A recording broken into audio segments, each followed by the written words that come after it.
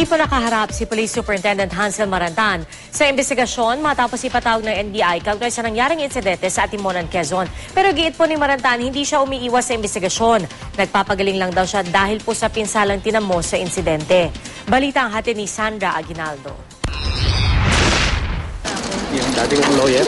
Halos 2 oras nagtagal sa NBI si Superintendent Glenn Dumlao, isa sa mga opisyal ng PNP na nakapirma sa Copland Armado na naging basihan sa operasyon laban sa grupo ni Vic Seaman sa Quezon. We insist as yung si regional commander ko, regional director, legitimate yung valid yung Copland, legitimate yung operation. Hindi naman nakaharap sa NBI investigating team si Superintendent Hansel Marantan dahil nagpapagaling pa siya sa ospital matapos lagyan ng bakal sa kanyang naputol na buto sa kaliwang braso at hita. Pero pinapunta raw niya ang kanyang abogado sa NBI.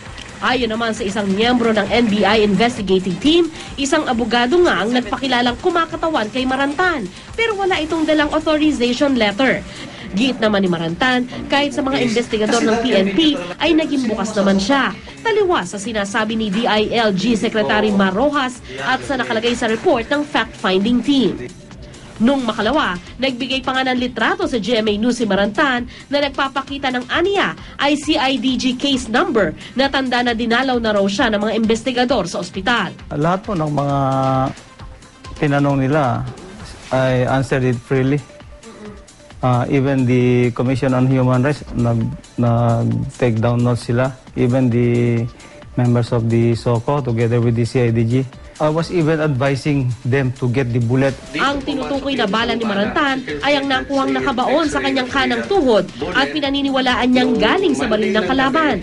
Ang bala ay nasa pangangalaga ngayon ng St. Luke's Medical Center. Ayon sa St. Luke's, sa oras daw na formal itong hingin ng NBI, ibibigay nila ito. Taliwas na nakasaad sa report ng PNP Fact-Finding Committee na itinanggi raw ng ospital na St. Luke's na i-turn over ang slug sa mga investigador. Sa in-house security ng St. Luke's, oo, nakamonitor yon. At pag ipapatawag ng primary investigator, i-document nila sa pag-turnover. Masama rin daw ang loob ni Marantan sa ilang report na baka self-inflicted ang mga sugat niya. Ang sinasabi nyo ay puro speculation lamang at paninira sa mga operatives ng PNP. Sandra Aguinaldo, GMA News.